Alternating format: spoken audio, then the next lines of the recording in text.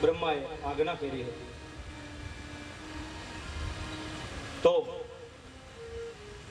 મનુ અને શત્રુપા સાથે માતા દેવહૂતિ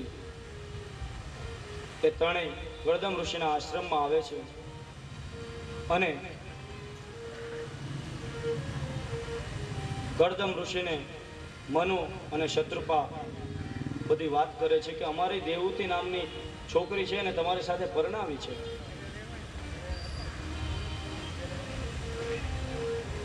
ગળદમ ઋષિએ કીધું કે સારું.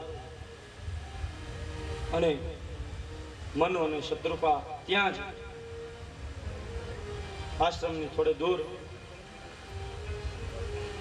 ગળદમ ઋષિ અને માતા દેવહૂતિના લગ્ન કરાવે છે.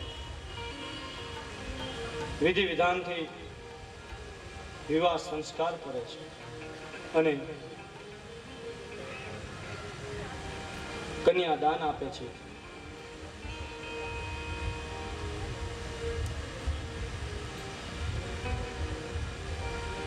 સૌથી ધનનું દાન પણ આપી શકાય છે, સોનાનું દાન પણ આપી શકાય છે, પૈસાનું દાન પણ આપી શકાય છે, પણ કન્યાનું દાન જેના નસીબમાં હોય ને એને જ આપી શકાય છે.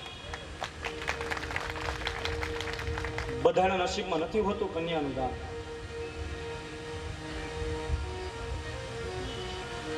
બીજા દાન એવા છે કે બીજા દાન આપી અને માણસ પોતાના જાતને ઊંચી માને છે, ધનવાન બને છે.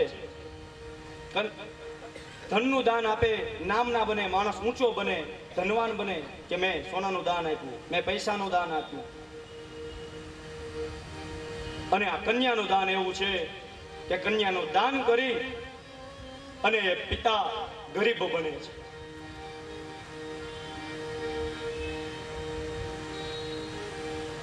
કન્યાનું અને વિદાયનું તાણું આવે છે. એક પત્નીનો ધર્મ શું હોવો જોઈએ એનું જ્ઞાન આપ્યું અને વિદાયનું તાણું આવ્યું. અને વિદાયનું શું પીડા હોય છે ને એ તો જ્યારે કોઈ પિતા પોતાની પુત્રીને વિદાય કરતો હોય ને એને જ ખબર હોય છે. 20 કે 22 કે 25 વર્ષ સુધી એ પુત્રીને ભણાવે ગણાવે મોટી કરે અને પછી જ્યારે એને પારકા ઘરે મોકલવાની હોય ને ત્યારે એ પુત્રીના મા અને બાપની આંખની અંદર આંસુ હોય છે.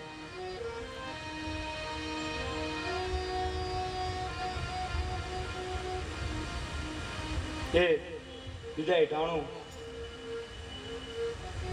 અને મનુ મહારાજની આંખમાં આંસુ છે.